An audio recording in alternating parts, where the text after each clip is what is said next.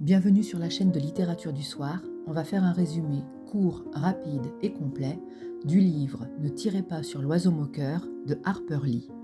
Dès le premier chapitre, on fait connaissance avec la narratrice qui s'appelle Jean Louise Finch. Elle se fait appeler Scout par sa famille et son entourage proche. Elle a 6-7 ans, beaucoup de caractère, et c'est à travers ses yeux à elle qu'on va suivre l'histoire de toute sa ville, de toute la famille qui l'entoure, et à travers elle, une petite page de l'histoire de l'Amérique. Donc dans ce premier chapitre, il est question d'un bras cassé. C'est le point de départ. Son frère, qui s'appelle Jérémie et que tout le monde surnomme Jem, a eu un bras cassé il y a quelques années. Donc la narratrice a grandi, l'histoire se raconte quelques années plus tard, elle nous parle de faits qui sont antérieurs. Et la question est de savoir comment ça se fait que ce bras était cassé. Elle et son frère n'ont plus l'âge de se battre, alors ils vont demander à leur père. D'après Jem, tout ça est arrivé à cause de Dill, le petit voisin qui voulait absolument faire sortir Boo de chez lui. Alors que Scout, elle, son point de vue à elle, c'est que finalement tout ça est arrivé parce que c'est une succession d'événements. Et d'ailleurs, si on veut remonter au début de la première cause, c'est quand Simon Finch, l'ancêtre de la famille, qui était un méthodiste, a quitté l'Angleterre pour venir s'installer en Amérique. Elle va raconter, mais là je vais résumer parce que c'est un peu long, toute l'histoire de sa famille. En gros, Simon Finch était un méthodiste, donc c'était un pratiquant très strict de la religion qui vivait en Angleterre, où cette minorité très stricte était persécutée, donc il a quitté son pays pour s'installer en Amérique. Au début, il suivait les préceptes de sa religion qui disait qu'il ne fallait pas se faire d'argent, et puis finalement, il a monté une ferme, il a acheté des esclaves, et il est revenu sur ses principes. Pour sa famille plus proche, Scout a un père qui s'appelle Atticus, son frère donc qui s'appelle Jem. Leur mère est décédée quand elle était toute jeune. Scout ne se rappelle même plus de sa maman, il n'y a que Jem, donc Jérémie, son frère, qui s'en rappelle. Et parfois il est triste, il se met dans un coin. Ils sont élevés par Calpurnia, qui est leur employée, qui est une femme noire, qui est toujours très stricte avec Scout. Elle lui fait tout le temps des reproches en lui disant qu'elle doit mieux se comporter, qu'elle doit rester pas trop loin de la maison, etc. Ce que Scout trouve injuste parce qu'elle est toujours beaucoup plus gentille avec Jem. Et on découvre que Scout, c'est une petite fille qui a beaucoup de caractère. Elle répond, elle revendique, et son père se range toujours du côté de Calpurnia en disant que effectivement Scout devrait être plus sage. Malgré les apparences, leur père, en réalité, il défend une grande liberté pour ses enfants et particulièrement pour Scout, qui s'habille comme un garçon, qui passe ses journées à jouer dehors, qui refuse d'apprendre à faire la cuisine. Dans le fond, son père la soutient, mais quand elle se fait disputer par Calpurnia, là, il se range du côté de leur gouvernante qui tient lieu de mère de remplacement, on peut dire. Et donc, cette petite famille a des voisins. Parmi les plus importants, il y a le petit Dill, qui est en vacances chez sa tante pour l'été, qui va devenir leur ami et qui reviendra chaque été pendant le livre, qui est très inventif, qui joue tout le temps avec eux à des jeux d'imagination. Ils lisent des livres et ensuite ils interprètent les personnages de leurs livres. Et aussi, ils s'inventent beaucoup de choses, entre autres que la maison de la famille Radley serait habitée par un fantôme. Et ce fantôme, il est surnommé Boo. Alors là, c'est la grosse terreur de tous les enfants du village, au point que leur maison qui touche la cour de l'école, quand au bout de leur jardin, un arbre qui fait des noix de cajou a certains fruits qui tombent dans la cour, les enfants ne peuvent pas les manger parce qu'ils imaginent qu'ils seraient empoisonnés et que si on en mangeait un, on mourrait. Quand ils passent devant la porte de leur maison, ils se mettent à courir devant leur portail parce qu'ils ont peur de rester trop longtemps proche de cette maison. Et Boo est décrit comme vraiment un fantôme, un horrible monstre. Ils disent qu'il capture des chats, qu'il les torture, qu'il mange des animaux domestiques, tout un tas de fantasmes comme ça, comme quoi Boo serait absolument horrible et terrifiant, qu'il sortirait la nuit. Et du coup, les enfants vont faire une sorte de jeu, de pari, pour essayer de s'approcher de plus en plus de la maison, pour essayer de faire sortir Boo de chez lui. Mais personne ne voit jamais Boo. On nous raconte très rapidement son histoire. Il a des parents qui sont très très stricts et un frère. Mais lui, qui était le plus jeune, Boo, à l'adolescence, s'était mis à sortir le soir avec la famille Cunningham. On en parlera de cette famille parce qu'ils sont importants aussi. Et ils faisaient un petit peu les 400 coups jusqu'au jour où ils ont fini par piquer un tracteur, faire le tour de la place en marche arrière et enfermer un commerçant dans sa boutique. Comme les parents Radley, les parents de Boo, étaient des gens très stricts, personne n'avait jamais dit que Boo filait du mauvais coton. Et du coup, son père l'a appris d'un seul coup. Les enfants ont été convoqués par le juge, enfin les ados, pour répondre de ce qu'ils avaient fait. Et le juge a donc décidé de les envoyer dans une sorte de maison de redressement, mais en fait c'était plutôt une école technique où ils apprenaient des métiers. Et finalement ils étaient presque mieux que chez eux là-bas. Il y en a même un qui est devenu ingénieur. Sauf que le père de Bourradley, lui, il a refusé. Il a dit qu'on devait jeter son fils en prison. Et là-bas, la prison était tellement humide. En fait, il avait été mis dans une cellule pour ne pas être avec d'autres repris de justice qui étaient noirs. Il faut quand même remettre dans le contexte, donc c'est la fin, l'esclavage est quand même terminé. Il parle encore beaucoup de la guerre de sécession. Entre le sud et le nord, et le sud, c'est là où les idées étaient les plus radicales, où les gens voulaient maintenir en général l'esclavage. Et donc c'est quand même une époque où il y a une grande ségrégation, c'est-à-dire que les noirs et les blancs ne se mélangent pas.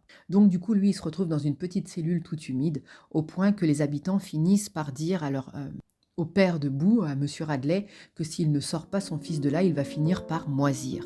Le fameux Boo est renvoyé chez lui, et il y a un fait sur lequel tout le monde semble être d'accord, c'est qu'à un moment, son père passait à côté de lui, et lui, il découpait des journaux, et il a planté le ciseau dans la cuisse de son père. À part ça, tout le reste, c'est un peu des fantasmes d'enfants.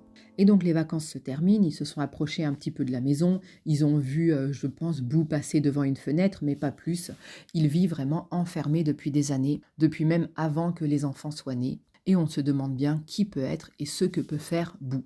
On le retrouvera à la fin du livre et on découvrira le secret de ce personnage. Entre-temps, ça c'est la petite histoire qui s'inscrit dans une grande histoire. Ce livre, ce qu'il a d'intéressant, et ça vaut le coup d'aller le lire, c'est qu'il est écrit par une contemporaine, même si ça n'est pas une autobiographie, même si elle ne raconte pas la vérité de ce qu'elle a vécu, elle raconte quand même assez bien l'environnement dans lequel elle a grandi.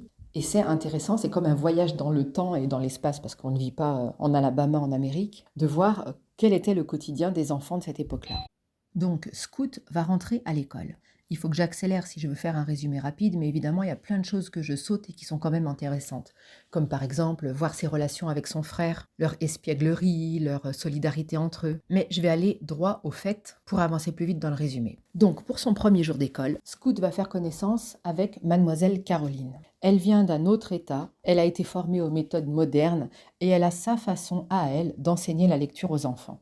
Par exemple, en leur montrant des mots et en les lisant, comme si par eux-mêmes, ils allaient pouvoir tout seuls apprendre à lire. Mais ça ne marche pas, d'ailleurs, quasiment toute la classe, ce sont des redoublants. Et Mademoiselle Caroline va se rendre compte que Scout, en fait, sait déjà lire. Et elle va se fâcher contre elle. Elle va dire « Demande à ton père d'arrêter de t'enseigner la lecture, il entrave ta progression naturelle. » Scout ne comprend rien à ce qu'elle dit, elle lui dit « Mais c'est pas mon père qui m'a appris. » La maîtresse lui répond « Tu n'es quand même pas né en sachant lire. » Et en réalité, elle a appris à lire par-dessus l'épaule de son père, parce que son père est un avocat, il lit souvent le journal et les actualités, et aussi qu'Alpurina sait lire et écrire, ce qui n'était pas du tout le cas de toutes les gouvernantes de l'époque. Et pour la faire tenir tranquille, parce que c'est une petite fille très active, elle lui a souvent fait recopier la Bible.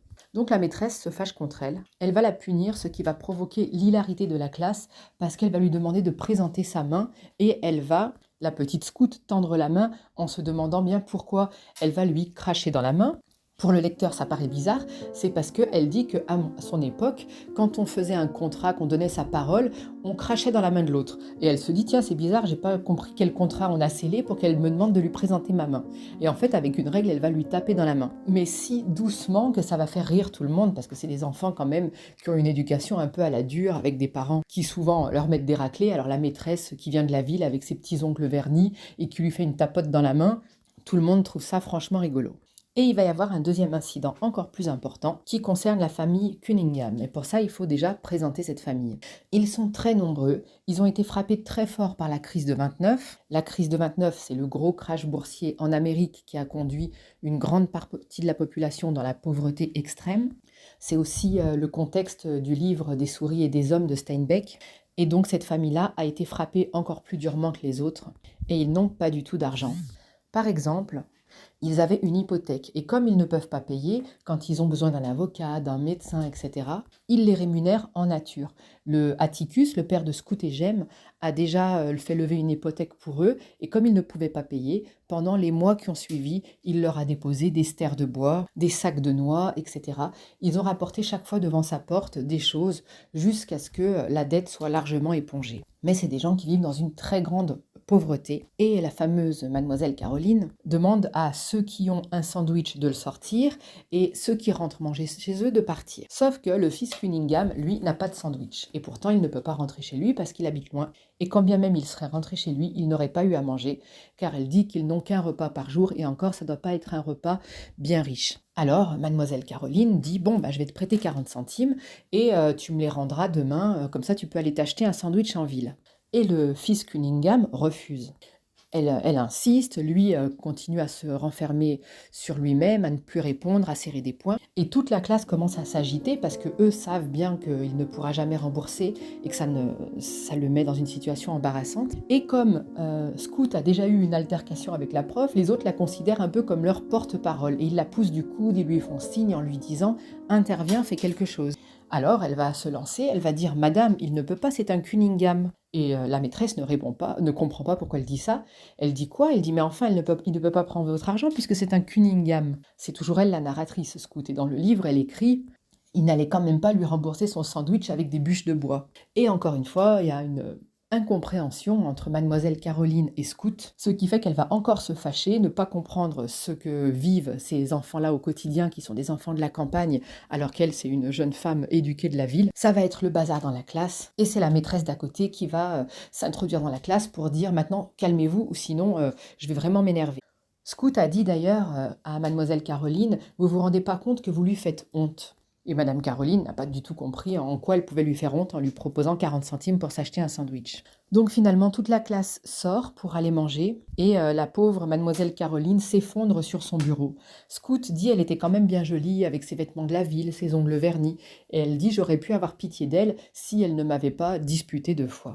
Finalement, le fameux fils Cunningham va leur emboîter le pas et Jem va l'inviter à venir manger chez eux. Scout, elle n'est pas contente parce que c'est une petite fille qui a beaucoup de caractère et de son point de vue à elle, c'est à cause de lui qu'elle a été punie la 2e fois. Et du coup, elle dit qu'elle veut pas de lui chez eux et quand ils vont arriver à la maison, donc avec Jem, son invité, le fils Cunningham, le père de Scout va lui dire que ce sont des gens très respectables avec beaucoup de valeurs, mais ils sont très pauvres et qu'il ne faut pas les faire se sentir mal et qu'il est très fier que Jem ait ramené le fils Cunningham à manger chez eux comme un invité. Cette famille-là reparticipera au livre plus tard quand la grosse affaire elle va éclater. Et d'ailleurs, on va aborder maintenant le gros problème de ce livre, qui est le procès de Tom Robinson. Tom Robinson, c'est un homme noir, père de famille, qui est accusé d'avoir violé une fille des Ewell. Les Ewell, c'est une famille encore plus pauvre que les Cunningham, mais contrairement à la famille Cunningham qui a beaucoup de fierté, eux, ils ont un père qui est alcoolique, qui vient chaque fois demander au comté une prime qui est un équivalent de ce qu'on appellerait maintenant un chômage ou quelque chose comme ça, pour pouvoir vivre avec ses enfants. La mère est morte, c'est donc Maïla, la fille aînée, qui fait vivre toute la famille et qui travaille du matin au soir pour son père qui boit et qui la bat, ainsi que pour ses nombreux petits frères qui sont assez ingrats et qui eux-mêmes sont un petit peu sauvages. Et c'est dans cette misère noire que la fameuse jeune fille Maïla porte plainte, en fait c'est le père qui porte plainte, le père Ewell, contre Tom Robinson qui est accusé de l'avoir violée. Et Atticus est chargé de la défense de Tom Robinson. Et il va y avoir tout un scandale dans la ville. Tout le monde va se mettre à insulter la petite Scout qui s'énerve sans arrêt et qui pique des colères chaque fois, parce qu'il les accuse de défendre les Noirs. Mon résumé court va pas être si court que ça, je suis obligée de l'arrêter parce qu'on n'est même pas à la moitié. Et je ferai la suite très bientôt.